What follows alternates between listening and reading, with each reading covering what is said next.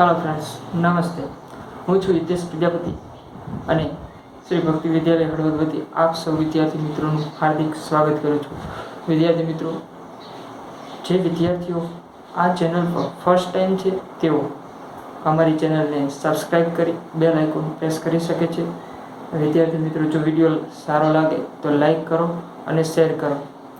તો લાસ્ટ વિડીયોમાં આપણે એક્ટિવ વોઇસમાંથી પેસિવ વોઇસમાં કઈ રીતના સેન્ટેન્સને ફેરવવામાં આવે છે તેના વિશેની શોર્ટકટ ઇન્ફોર્મેશન આપણે મેળવી હતી। અને આજે ટેન્સ બાય ટેન્સ આપણે દરેક ટેન્સ વિશેના દરેક પ્રકારના વાક્યોને એક્ટિવ વોઇસમાંથી કઈ રીતના પેસિવ વોઇસમાં ફેરવી શકાય છે તેના વિશેની આપણે એકદમ સ્પષ્ટતાથી અને સચોટતાથી આપણે અભ્યાસ કરીશું। તો ચાલો આપણે સ્ટાર્ટ કરીએ। તો અહીંયા આ લેક્ચરની અંદર આપણને એક સાદા વર્તમાનકાળના સેન્ટેન્સ આપવામાં આવેલા છે અને સાથે સાથે સાદો ભૂતકાળના સેન્ટેન્સ પણ આપવામાં આવેલા છે। બધા જ વાક્યો છે એ એક્ટિવ વોઇસમાં આપવામાં આવેલા છે અને જુદી જુદી પ્રકારની વાક્ય રચના પ્રમાણેના છે। તો આપણે દરેક પ્રકારના સેન્ટેન્સને એક્ટિવ વોઇસમાંથી કઈ રીતના પેસિવ વોઇસમાં ફેરવી શકાય છે તે પહેલા આપણે સાદા વર્તમાનકાળને જોઈશું અને ત્યાર પછી સાદા ભૂતકાળના સેન્ટેન્સને જોઈશું। તો સૌ પ્રથમ અહીં આપણને સાદો વર્તમાનકાળ આપવામાં આવેલો છે। તો સાદા વર્તમાનકાળની પેસિવ વોઇસની હકારની સામાન્ય રીતે અહીં આપણે એક પેટર્ન લીધી છે, એટલે કે સ્ટ્રક્ચર લીધું છે, વાક્ય રચના લીધી છે। તો આ વાક્ય રચના પ્રમાણે બધા જ સેન્ટેન્સને ફેરવી શકાય એવું નથી કહેતું, પરંતુ આ વાક્ય રચના આપણે યાદ રાખશું તો એ જરૂરથી એ વાક્યોને પેસિવ વોઇસમાં ફેરવવામાં ઉપયોગી નીવડશે। ચલો તો જોઈશું એ વાક્ય રચના। કર્મ MSR પ્લસ ભૂતકૃદન પ્લસ બાય પ્લસ કર્તા। તો સામાન્ય રીતે આપણને ખ્યાલ છે કે પેસિવ વોઇસનું કોઈ પણ વાક્ય હશે તો ભૂતકૃદન આવશે અને ભૂતકૃદન પછી આપણે બાય મૂકીશું, આટલો આપણને ખ્યાલ છે। સૌ પ્રથમ વાક્યની અંદર રહેલો કાળ છે એને ઓળખવો જરૂરી છે। તો એ કાળ ઓળખવા માટે આપણે સૌથી પહેલા ક્રિયાપદને જોવું પડે। તો ક્રિયાપદ સામાન્ય રીતે એક્ટિવ વોઇસના વાક્યની અંદર બીજા સ્ટેપ ઉપર હોય છે। સામાન્ય રીતે દરેક સેન્ટેન્સની અંદર હોય એવું નથી કહેતા આપણે, પરંતુ સામાન્ય રીતે કરતા પછી ક્રિયાપદ આપણને આપેલું હોય છે। હવે વાત એ છે કે વાક્ય છે એને ઓળખવું કઈ રીતે, કે એ કેવું વાક્ય છે, હકાર છે, નકાર છે કે પ્રશ્નાર્થ છે। તો સૌથી પહેલા જો પ્રશ્નાર્થ વાક્ય હશે તો વાક્યના અંતે પ્રશ્નાર્થ ચિહ્ન હશે એટલે ખ્યાલ આવશે કે પ્રશ્નાર્થ વાક્ય છે। જો વાક્ય નકાર છે એમ ઓળખવું હોય તો વાક્યની અંદર નોટ છે એ જોતા આપણને ખ્યાલ આવશે કે વાક્ય નકાર છે। અને બંનેમાંથી એક પણ ન હોય એટલે કે પ્રશ્નાર્થ ચિહ્ન પણ ન હોય અને નોટ પણ ન હોય તો એવું સમજીશું કે તે વાક્ય હકાર છે। ચલો તો અહીંયા આપણે જોઈએ કે પ્રશ્નાર્થ ચિહ્ન પણ નથી, નોટ પણ નથી, એટલે વાક્ય છે એ હકાર છે। અને એક્ટિવ વોઇસનું છે પેસિવ વોઇસનું એ પણ ખ્યાલ આવી જાય। જો કે અહીંયા આપણને બધા સેન્ટેન્સ આપેલા છે એક્ટિવ વોઇસના છે, પણ સમજી લો કે એને પણ આપણે સમજવું હોય તો કઈ રીતના સમજીશું, તો કે ક્રિયાપદ ઉપરથી ખબર પડી જાય આપણને કે ક્રિયાપદનું ભૂતકૃદન તો આપેલું હોવું જોઈએ અને પ્લસ બાય આપેલું હોવું જોઈએ, તો પેસિવ વોઇસનું વાક્ય હોય, પણ એવું અહીંયા નથી, એટલે સમજી લઈશું કે આ વાક્ય છે એ આપણને એક્ટિવ વોઇસનું છે। તો એક્ટિવ વોઇસમાંથી પેસિવ વોઇસમાં ફેરવવા માટે હવે શું કરશું આપણે, તો કે અગાઉ શીખી ગયા એ પ્રમાણે કે સૌથી પહેલા કર્તા અને કર્મને શોધવા પડે, એ આપણને ખ્યાલ છે। હવે અહીંયા વી છે એ કર્તા છે અને ધ લેટર્સ છે આપણું કર્મ છે। એ કઈ રીતના શોધાય એની આપણે અગાઉના લેક્ચરની અંદર ચર્ચા કરેલી છે એટલે ખ્યાલ આવી જશે। ચલો હવે વી રાઇટ ધ લેટર્સ આ સેન્ટેન્સ છે એને પેસિવ વોઇસમાં ફેરવવું હોય તો સૌથી પહેલા આપણે કર્મને આગળ લાવશું। તો કર્મ છે એ આપણું ધ લેટર્સ છે એ આગળ આવશે।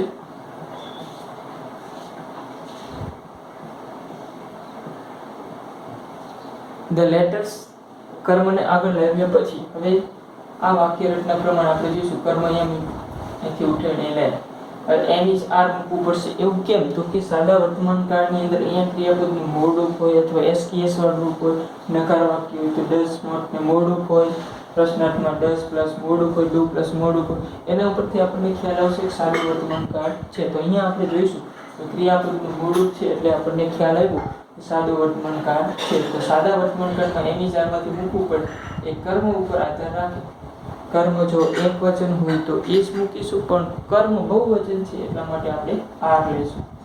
તો લેટર્સ આર. ચાલો એની સાથે ભૂતકૃદંત મૂકવું ફરજિયાત છે. પેસિવ વોઇસના દરેક વાક્યની અંદર ભૂતકૃદંત આવશે. તો આ સહાયકારક ક્રિયાપદ પછી આપણે ભૂતકૃદંત મૂકશું. એ અહીંયા જે ક્રિયાપદનું મૂળ રૂપ હશે અથવા એસપીએસ વાળું હશે એનું ભૂતકૃદંત કરશું તો ક્રિયાપદના ત્રણેય રૂપ આવડવા આપણને જરૂરી છે.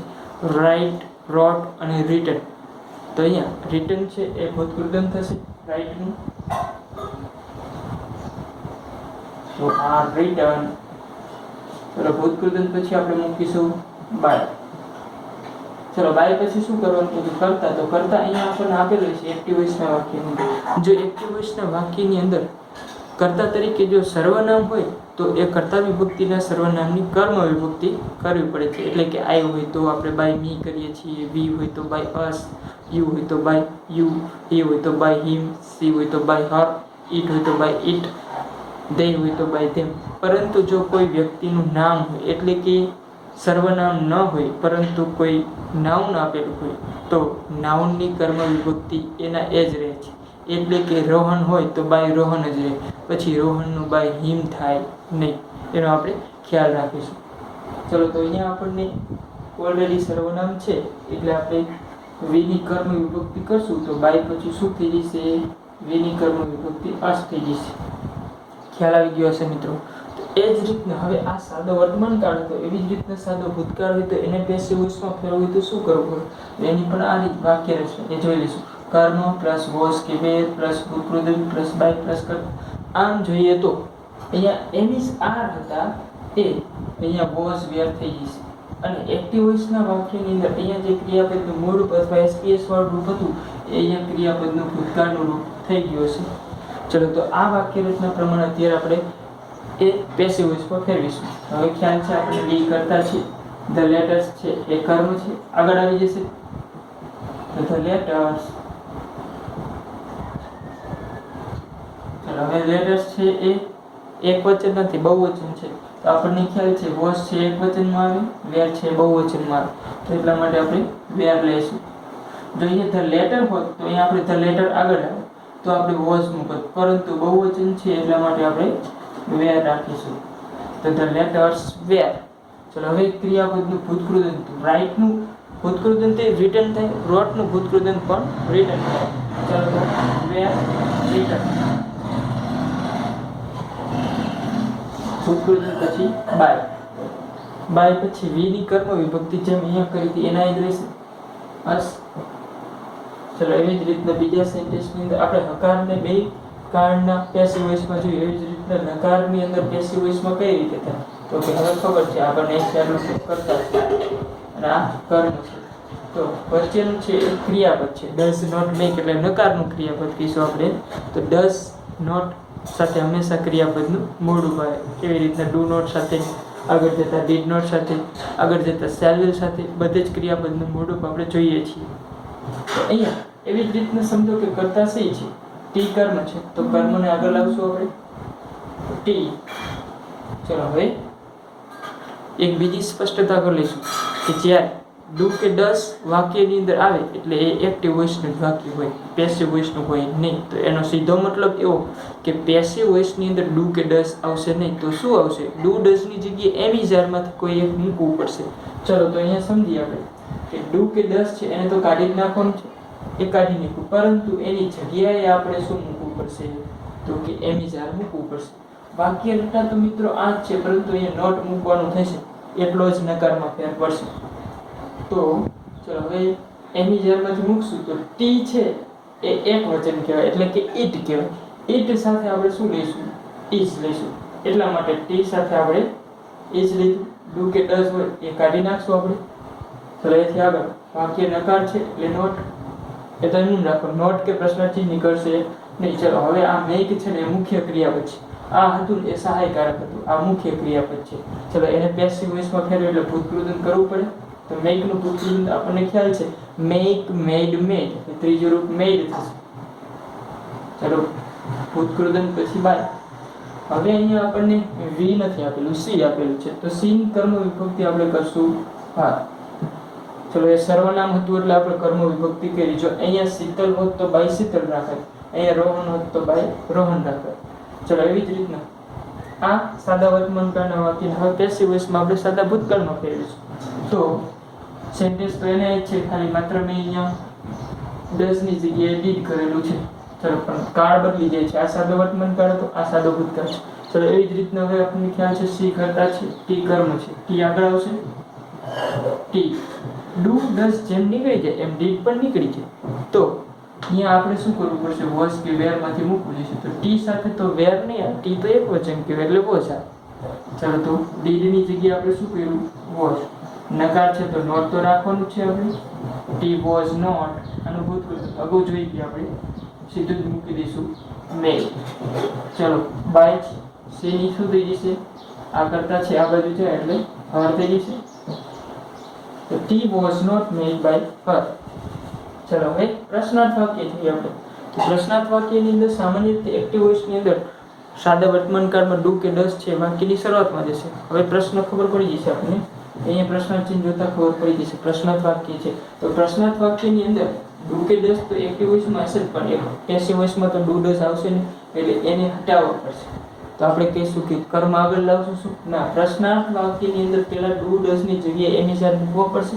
વાક્ય રચના મિત્રો આ જ છે, એને અહીંયા આગળ લઈ લઈશું, એમિઝારને આગળ લઈ કર્મ ને જવા દે, છેલ્લે પ્રશ્નાર્થ ચિહ્ન. એવી જ વાક્ય રચના તમે સમજો. ચલો એ પ્રમાણે આપણે એમિઝાર આ બાજુ લઈ દઈશું એટલે એમિઝારમાંથી મૂકવું પડશે. ડુ ડઝ કઈ હોય એની જગ્યાએ શું કરવું પડશે, એમિઝાર. પરંતુ એમિઝાર છે એ આપણે જે આપણું કર્મ છે એ કર્મના આધારે મૂકવું પડશે. તો ધ ક્વેશ્ચન એક વચન કહેવાય, એટલા માટે એમિઝારમાંથી શું આવશે, ઇઝ. પણ ઇઝમાં આઈ છે કેપિટલ રાખશું. ચલો is the question, is the question. ચલો હવે આનું ભૂતકૃતન કરવાનું છે. આટલું કામ પતી ગયું. અહીંયા કોઈ છે આપણે આ બેને ઉલટ સુલટ કરેલા, અહીંયા ભૂતકૃતન થશે આસ્કનું આસ્કડ, ભૂતકૃતન પછી બાય. ચલો હવે આ હી છે એ કરતા તો એ પાછળ જશે તો એની કર્મ વિભક્તિ હિમ થઈ જશે. અને છેલ્લે પ્રશ્નાર્થ ચિહ્ન ભૂલવાનું નથી આપણે મિત્રો. ચલો એ જ રીતના આ વાક્યને આપણે સાદા ભૂતકાળમાં પેસિવ વોઇસમાં જોઈએ. તો હવે ખ્યાલ છે આપણને ડીડ ની જગ્યાએ વોઝ કે વેર માં ધ ક્વેશ્ચન આગળ લાવવાનું, એના આધારે આપણે શું મૂકશું, એક વચનમાં વોઝ ધ ક્વેશ્ચન. કર્મ છે આગળ લાવ્યા. ચલો આસ્ક નું ભૂતકૃતન આસ્કડ, ભૂતકૃતન પછી બાય, એની કર્મ વિભક્તિ હિમ. અને અહીંયા પણ પ્રશ્નાર્થ ચિહ્ન રહેશે. ટૂંકમાં પ્રશ્નાર્થ ચિહ્ન જે વાક્યની અંદર હશે અહીંયા પ્રશ્નાર્થ ચિહ્ન પેસિવ વોઇસમાં પણ રહેશે. ચલો હવે એક આ હુ વાળા પ્રશ્નાર્થ વાક્ય છે એને આપણે અલગ રીતથી પેસિવ વોઇસમાં ફેરવવામાં આવે છે. તો એની ચર્ચા કરીશું કે જ્યારે પણ હુ વાળું કોઈ પણ કાળની અંદર તમને હુ આપેલું હોય એક્ટિવ વોઇસની અંદર, તો એને પેસિવ વોઇસમાં ફેરવી એટલે હુનું સીધું બાય હોમ કરી નાખશું. ચલો હુ કાઢી નાખશું, એની જગ્યાએ સીધું આપણે શું કરી નાખશું, બાય હોમ. એટલે ટૂંકમાં કહીએ તો શું થયું છે ઓલરેડી, તો કે આ હુ છે ને એ કરતા જ છે, જ્યારે વુમ છે ને એની કર્મ વિભક્તિ છે, હુની કર્મ વિભક્તિ વુમ થાય. જેવી જ રીતના આપણે અહીંયા બધા સેન્ટેન્સની અંદર બાય કર્મ વિભક્તિ કરી એમ અહીંયા અગાઉથી જ આપણે કર્મ વિભક્તિ કરી નાખી છે, બાય પણ મૂકી દીધું. એટલે વુનું આપણે સીધું શું કરી નાખવાનું, બાય વુમ કરી નાખવાનું. બસ વુ કાઢી બાય વુમ. ચલો હવે અહીંયા આપણને કર્મ છે એ ધ મેચ છે એને આગળ લાવવાનું છે જરૂરથી, પરંતુ તેની વાક્ય રચના થોડીક અલગ છે. એટલા માટે અહીંયા સહાયકારક ક્રિયાપદ પહેલા મૂકશું, પછી કર્મ મૂકશું અને પછી ભૂતકૃતન મૂકીશું. સૌપ્રથમ શું કરવાનું, હુનું બાય વુમ કરશું. હવે કાળ પ્રમાણ સહાયકારક ક્રિયાપદ અહીંયા ક્રિયાપદ અહીં મૂકવાનું છે, આના આધારે મૂકવાનું છે. તમે એક વચન છે અહીંયા કાળ જોઈશું, એમિઝારમાંથી મૂકવાનું તો એની સાથે ઈ જ આવશે. કર્મ પછી મૂકીશું તો મેચ. ચલો હવે વિન્સ નું ભૂતકૃદંત વોન થશે. વિન હોય તો ભૂતકૃદંત વોન થાય અને વિન્સ હોય તો પણ ભૂતકૃદંત વોન થાય. તો by whom is the match won. ચલો એવી રીતના અહીંયા જોઈશું. માત્ર એટલો જ ફેર છે, જો અહીંયા વિન્સ હતો તો સાદો વર્તમાન કાળ હતો, અહીંયા વોન છે તો હવે સાદો ભૂતકાળ થઈ ગયો. ટૂંકમાં જ્યાં આપણે એમિઝાર મૂકીએ અહીંયા વોઝ વેર મૂકવાનું, બાકી તો સેમ ટુ સેમ. ચલો આનો જવાબ લખીશું. હુ દેખીએ એટલે સીધું શું કરી નાખશું આપણે, બાય whom. ચલો બાય whom સાથે અહીંયા કારણ પ્રમાણે સાદો ભૂતકાળ છે એટલે વોઝ વેરમાંથી લેવું પડશે, તો ધ મેચ પ્રમાણે આપણે શું લઈશું? વોઝ લઈશું. ચાલો હવે કર્મ એટલે the match, by whom the match was. ચાલો ભૂતકૃત થઈ જશે વોન. છેલ્લે પ્રશ્ન ચિહ્ન ભૂલશું નહીં. ચાલો એવી જ રીતના આગળના સેન્ટેન્સની અંદર હવે who વાળો પ્રશ્નાર્થ નથી, પ્રશ્નાર્થ જરૂર છે પણ વોટ વાળું છે.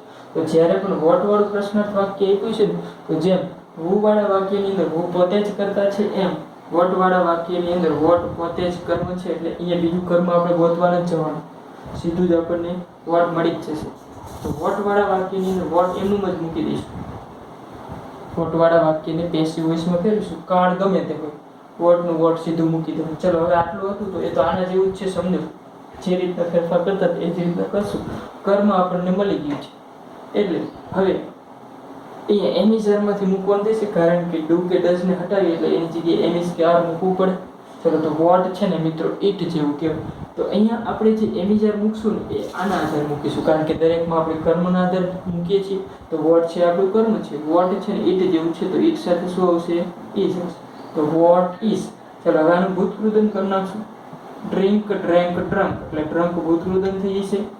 ચલો બાય ભૂતકૃદન પછી બાય અને યુ. તો તમને પ્રશ્ન થશે કે who વાળા વાક્યની અંદર પાછળ કેમ બાય ન આવ્યું? તો કે એ બાય આપણે અહીંયા મૂકી દીધું હતું, જ્યારે વોટ વાળા વાક્યની અંદર આપણે બાય વોટ એવું નથી કરેલું, એટલા માટે એ બાય મૂકવું પડશે, રાઈટ. અને યુ ની કર્મ વિભક્તિ યુ જ રહે છે. ચલો એ જ વાક્યને આપણે આ બાજુ જોઈએ. What did you drink? ચલો આ વાક્યની અંદર આપણને કાળ ખબર પડી ગઈ છે, ડીડ પ્લસ મૂળ સાદો ભૂતકાળ છે. વોટ વાળા વાક્યની અંદર આપણે વોટ થી ચાલુ કરશું. ચલો હવે જેમ અહીંયા ઇઝ મૂક્યું હતું એમ અહીંયા વોટ ની સાથે એક વચન છે, વોટ ઇટ જેવું છે, એટલે આપણે વોઝ મૂકીશું. વોટ વોઝ, ડ્રિંક નું ભૂતકૃદન ડ્રંક, ભૂતકૃદન પછી બાય અને યુ ની કર્મ વિભક્તિ યુ. એક જ વસ્તુ છે, તમે આ વાક્ય રચના યાદ રાખો સાદા વર્તમાનકાળની, એટલે સાદા ભૂતકાળની પણ આવડી છે. માત્ર એટલો જ ફેરફાર કરો ને, એમિઝારની જગ્યાએ વોઝ હોય, બાકી સેમ ટુ સેમ જ છે. જો આ બધું સેમ ટુ સેમ, માત્ર એમિઝાર વોઝ વેર યાદ રાખવાનું. સાદો વર્તમાનકાળ હોય તો એમિઝાર, સાદો ભૂતકાળ હોય તો વોઝ વેર. ચાલો હવે એના પછીના નેક્સ્ટ સેન્ટેન્સની અંદર જોઈશું when do you play chess. તો હવે વેન વાળું વાક્ય તો એમનું જ રાખી દેવાનું વેન. પરંતુ મિત્રો વેન છે એ કે કર્મ નથી, કર્મ આમાં બીજું આપેલું છે. વેન વાળા વાક્યની અંદર આપણે સમજી લઈએ કે વેન છે એમનું મૂકી દીધું. હવે આ તો પ્રશ્ન આના જેવું થઈ, આમાં જેમ ફેરફાર કરતા એમ કરશું આપણે. તો વાક્યની અંદર યુ કરતા છે, ચેસ કર્મ, તો ચેસ ને આગળ લાવશું, પણ એ પહેલા આપણે ડુ કે ડઝ ને કાઢશું, તો એમિઝર મૂકવું પડે. ચેસ ના આગળ ચેસ છે એક વચન કહેવાય, એટલા માટે ઇઝ મૂકીશું. વેન ઇઝ, હવે કર્મ આગળ લાવશું એટલે ચેસ. વેન ઇઝ ચેસ, આનું ભૂતકૃદન થઈ જશે. પ્લે નું ભૂતકૃદન મિત્રો પ્લેડ થશે. Play, played, play. ચલો હવે ભૂતકૃદન પછી આપણે જે નિયમ પ્રમાણે બાય મૂકીએ છીએ, યુ ની કર્મ વિભક્તિ યુ જ રહેશે. ચલો એવી જ રીતના આ બાજુ જોઈએ. વેન વાળા વાક્યની અંદર વેન છે બેઠું એમ મૂકી દેવાનું, શરૂઆત જ એનાથી કરવાની. અહીંયા ડીડ છે, અહીંયા ડુ હતું, એટલે કે અહીંયા સાદો વર્તમાનકાળ હતો, અહીંયા સાદો ભૂતકાળ છે. તો અહીંયા ડીડ કાઢશું એટલે વોઝ કે વેન. ચેસ પ્રમાણે આપણે એક વચનમાં શું મૂકીશું? વોઝ. તો વેન વોઝ કર્મ ચેસ, ભૂતકૃદન પ્લે.